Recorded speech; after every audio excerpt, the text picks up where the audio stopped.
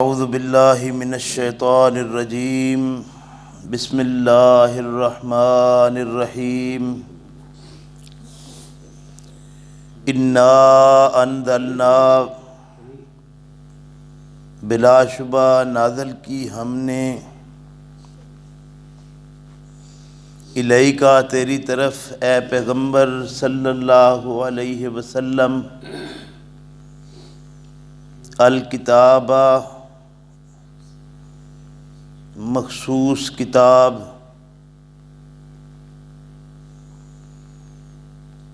الکتاب بالحق کے ساتھ حق کے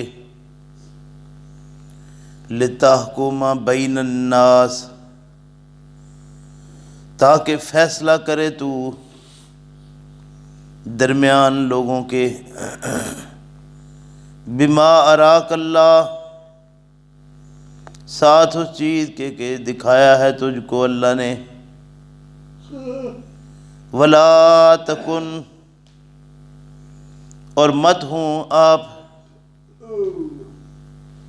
اے پیغمبر صلی اللہ علیہ وسلم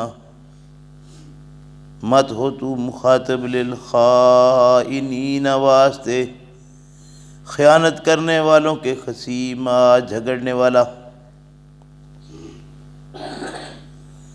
پیغمبر اسلام صلی اللہ علیہ وسلم پر یہ الکتاب نازل کی گئی ہے جو کہ حق ہی حق ہے۔ اور یہ کیوں نازل کی گئی ہے؟ تاکہ پیغمبر اسلام صلی اللہ علیہ وسلم اور مخاطب لوگوں کے درمیان جو معاملات ہیں، مخاصمات ہیں، ان کے فیصلے کریں۔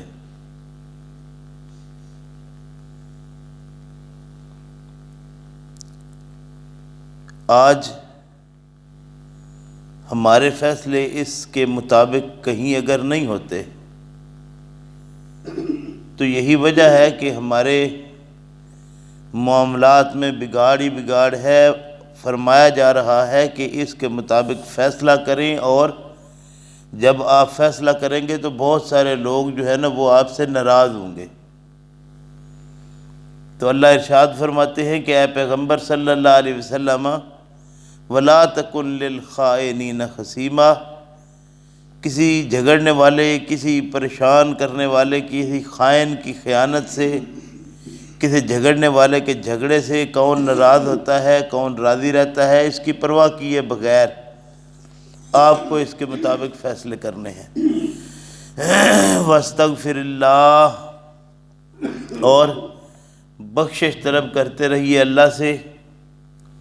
ان اللہ بلا شبہ اللہ کان ہے غفور الرحیم، بخشنے والا، پیار کرنے والا۔ ولا تجادل، اور مت جھگڑ تو اے پیغمبر صلی اللہ علیہ وسلم، مت جھگڑ تو اے مخاطب عن الذین، ان لوگوں سے یختانون کہ وہ خیانت کرتے ہیں انفسہم اپنی جانوں کی۔ خیانت اور نفاق دونوں ہم معنی لفظ ہیں۔ خیانت عہد اور امانت کا پاس نہ کرنا، اور نفاق دین کے متعلق بولا جاتا ہے۔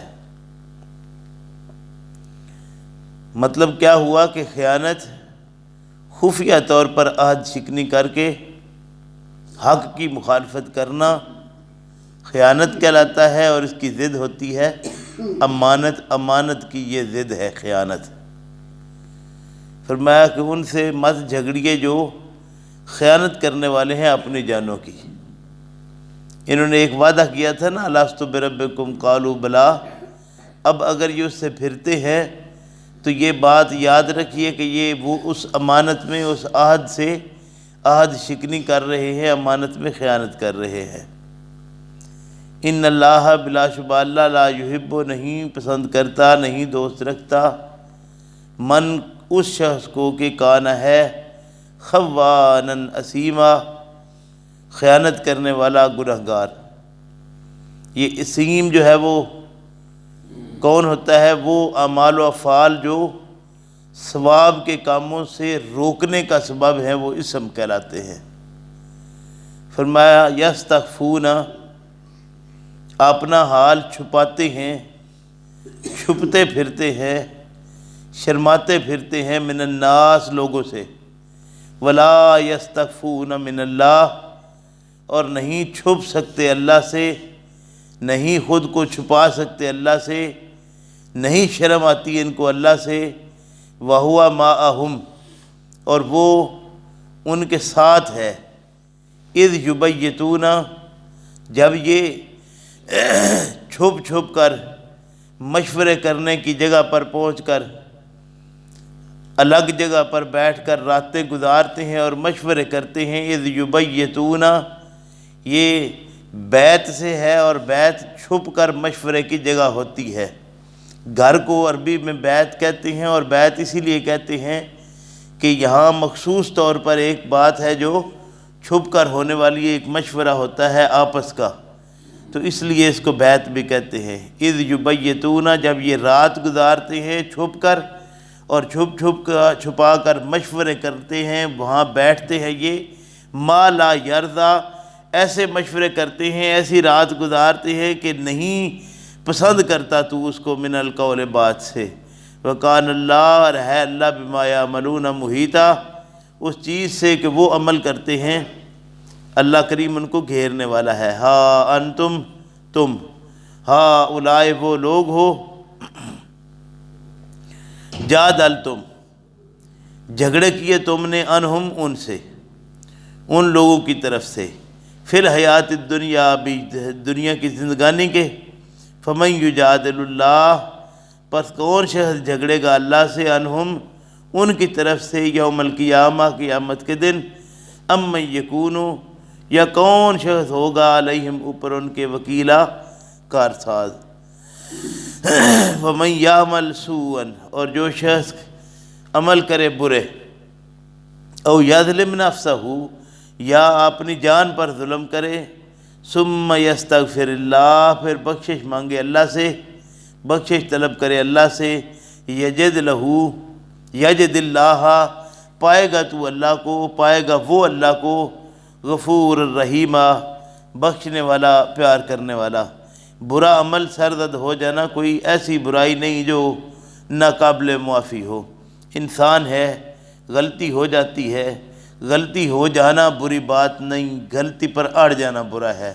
اللہ ارشاد فرماتے ہیں کہ جب غلطی کی سمجھ آ جائے تو ثم یستغفر اللہ، اس کے لیے استغفار کرتا ہے، اللہ سے بخشش طلب کرتا ہے، اللہ سے معافی مانگتا ہے کہ اللہ معاف کر دے، تو اللہ کو وہ غفور اور رحیم پائے گا اگر یہ اس نے واقعتاً اللہ سے مغفرت طلب کر لی۔ ومن یکسب اثما، اور جو شخص کمائے گناہ، فإنما یکسبہ، پس سوائے اس کے نہیں کہ کماتا ہے وہ، کسب کرتا ہے وہ، علی نفسہ ہی، اپنی جان ہی کے معاملے میں، جو اس نے کسب کیا اس کا وبال بھی اس کی اپنی جان ہی پر ہوگا۔ یعنی بعض اوقات انسان غلط فہمی میں بھی کوئی کام ایسا کر جاتا ہے جو کام اچھا نہیں ہوتا، پھر جب اس کو سمجھ آ جاتی ہے، اگر تو وہ استغفار کر لے تو اللہ بخشنے والا، پیار کرنے والا ہے، لیکن جب ایسا کوئی فعل سرزد ہو جائے انسان سے، ایسے فعل کا ارتکاب کر بیٹھے انسان کہ وہ ہوا غلطی سے ہے لیکن بھانپ بھی گیا انسان، سمجھ آ گئی اس کو کہ میں نے یہ غلطی سے کر لیا ہے، تو پھر اس کو ضد اور اپچ گھیر لیتی ہے کہ اب یہ چاہے غلطی سے ہوا ہے، اس کو تو بس اپنے اندر گھٹ کے رکھ لے، اور جیسا کچھ ہے وہ کہتا ہے نہیں میں نے جو کیا ہے وہ ٹھیک ہے، یعنی ضد پر اڑ جاتا ہے۔ تو یہ ضد جو ہے یہ انسان کا بیڑا غرق کر دیتی ہے، ضد اور اپچ اچھی چیز نہیں ہوتی۔ فرمایا ومن یکسب اثما فإنما یکسبہ علی نفسہ، جو شخص گناہ کمائے پس سوائے اس کے نہیں کہ وہ کماتا ہے، جو کماتا ہے اپنی جان ہی کے لیے وہ کماتا ہے، اپنی جان کے اوپر ہی وہ کماتا ہے۔ وَقَانَ اللَّهُ عَلِيمًا حَكِيمًا، وہاں فرمایا تھا اگر بخشش طلب کرتا ہے تو اللہ کو غفور اور رحیم پائے گا۔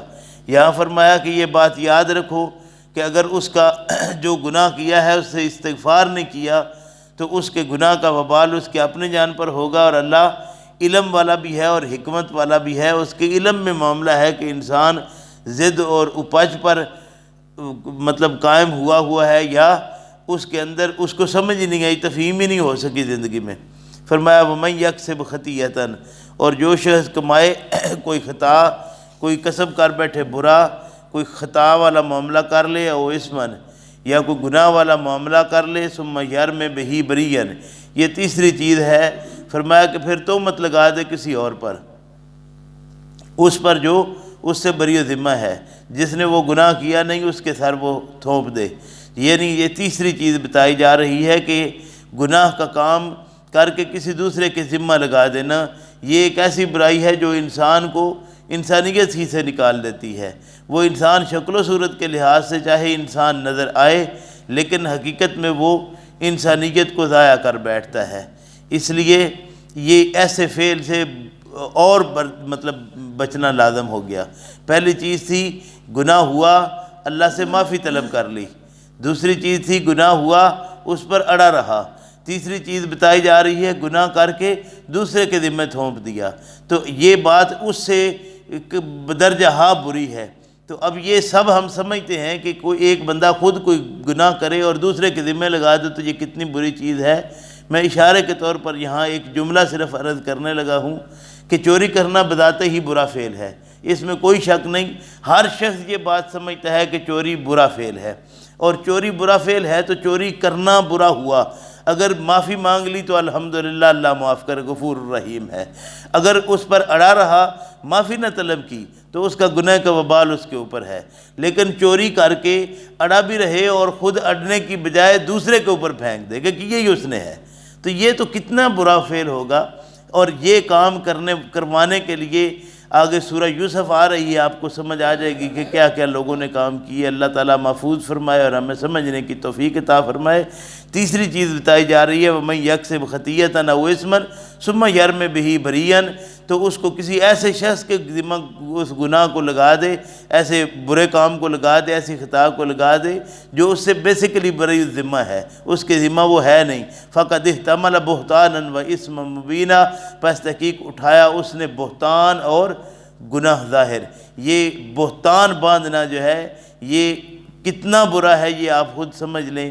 اور فرمایا کہ یہ اسم مبینہ، یہ ظاہر گناہ ہے۔ اللہ رب کریم ہم سب کو ایسی غلطیوں سے، خطاؤں سے کہ ہمیں سمجھ آ جائے، ہمیں بخشش طلب کر لینا چاہیے، اس کی اللہ توفیق عطا فرمائے۔ اڑے رہ کر، ضدی رہ کر اپنے اوپر گناہ لینے کی بجائے، یا کسی دوسرے کے ذمہ ڈال کر کسی پر بہتان باندھنے کی بجائے اللہ سمجھ کی توفیق دے، اور ہم اپنی غلطیوں کو اپنے سر ہی لے کر اللہ سے معافی طلب کرتے ہوئے اپنی زندگی میں اس سے معافی کروا کے اس کو ربڑ پھروا لے، مٹوا لے۔ اللہ ہمیں سب کو توفیق دے۔ ربنا لا تزغ قلوبنا بعد